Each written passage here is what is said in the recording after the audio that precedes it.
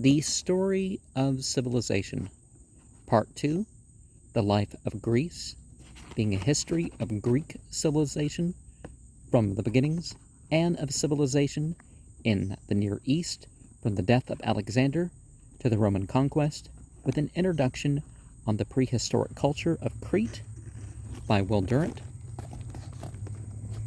Chapter 9, The Common Culture of Early Greece.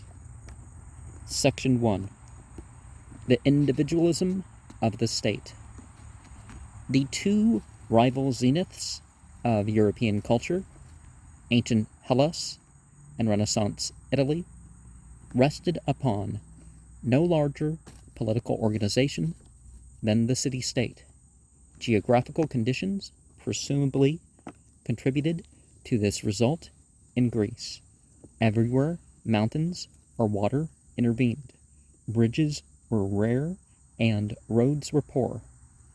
And though the sea was an open highway, it bound the city with its commercial associates rather than with its geographical neighbors. But geography does not altogether explain the city-state. There was as much separatism between Thebes and Plataea on the same Boeotian plain as between Thebes and Sparta, more between Sybaris and Crotona on the same Italian shore than between Sybaris and Syracuse. Diversity of economic and political interests kept the cities apart. They fought one another for distant markets or grain, or formed rival alliances for control of the sea. Distinctions of origin helped to divide them.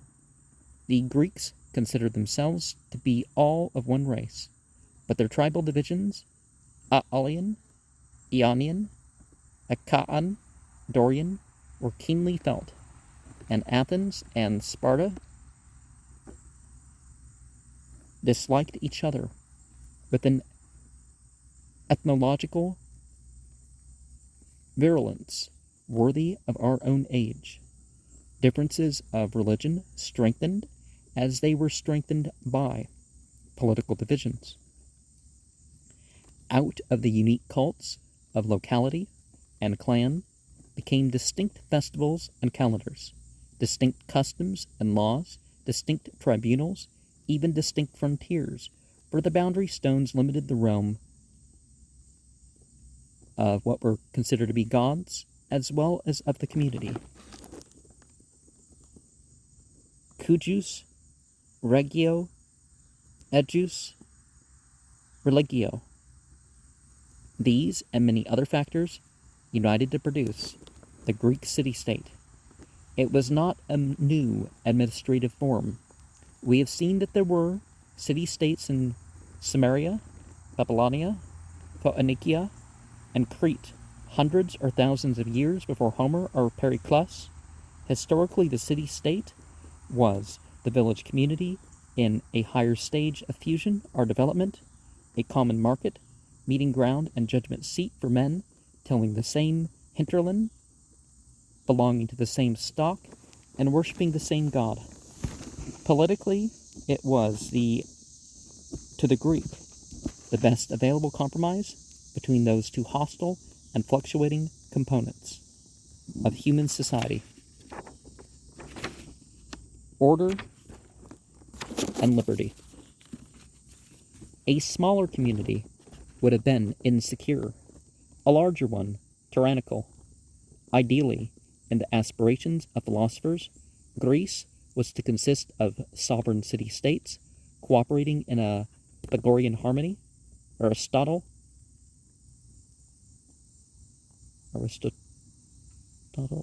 conceived the state as an association of freemen acknowledging one government and capable of meeting in one assembly.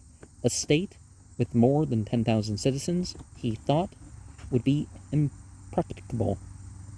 In the Greek language, one word, polis, sufficed for both city and state. And remember, politics is something between politeness and citizenship, allegedly. I mean, that's linguistically what it's. All the world knows that this political atomism brought to Hellas many a tragedy of fraternal strife. Because Ionia was unable to unite for defense, it fell subject to Persia. Because Greece, despite confederacies and leagues, was unable to stand together. The freedom which it idolized was, in the end, destroyed, and yet Greece would have been impossible without the city-state. Only through this sense of civic individuality, this exuberant assertion of independence, this diversity of institutions, customs, arts, and what were considered to be gods and goddesses, was Greece stimulated by competition and emulation to live human life with a zest and fullness and creative originality that no other society had ever known. Even in our own times, with all our vitality and variety, our mechanisms and powers, is there any community of like population or extent that pours into the stream of civilization such a profusion of gifts as flowed from the chaotic liberty of the Greeks? And let us remember that while competition with others isn't necessarily the point, but we compete to get our share of this world. But let us also compete towards being our mental best, our spiritual best,